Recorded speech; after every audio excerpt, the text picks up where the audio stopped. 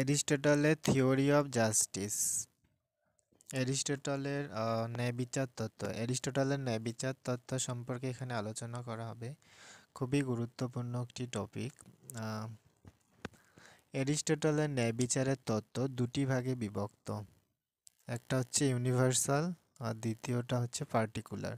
দ্বিতীয়টির আবার দুটো ভাগ, একটা হচ্ছে ডিস্ট্রিবিউটিভ আর একটি কি কারেক্টিভ বা রেকটিফিকেটরি। Universal justice.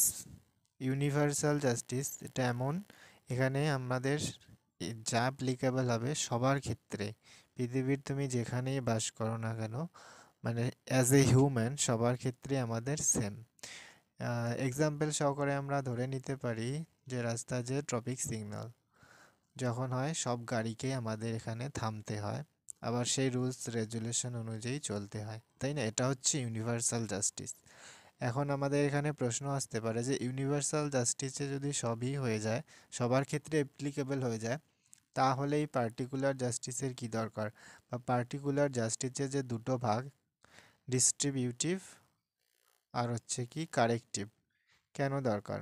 এখানে দেখো, এখানে আমাদের ডিস্ট্রিবিউটিভ জাস্টিস বলতে ডিভিশন, ডিভাইড বা ভাগ করে দেওয়ার চেয়ে, মানে আমরা জানি না যে ইকুয়ালিটি আর ইকুইটি।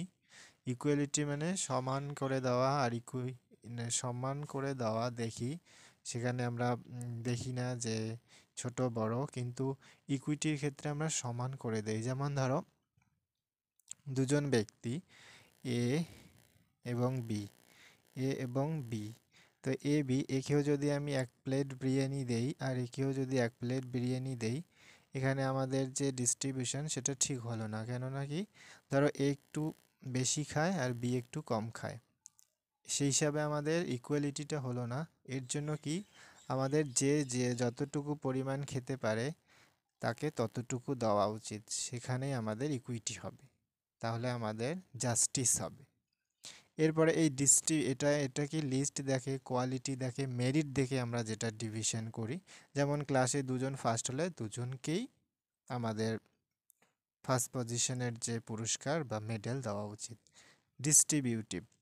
আর কারেক্টিভ জাস্টিস কি? কারেক্টিভ জাস্টিস এখানে কারেক্ট করা হয়, মানে সব কিছুকে, এখানে শুধু আমরা ধনী গরিব কে কত বড় এটা কিচ্ছু দেখা হয় না, এখানে শুধু যে অন্যায় করেছে অন্যায়টাকেই দেখা হয়।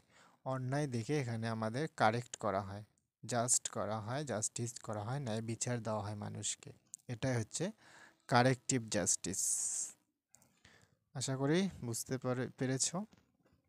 ধন্যবাদ।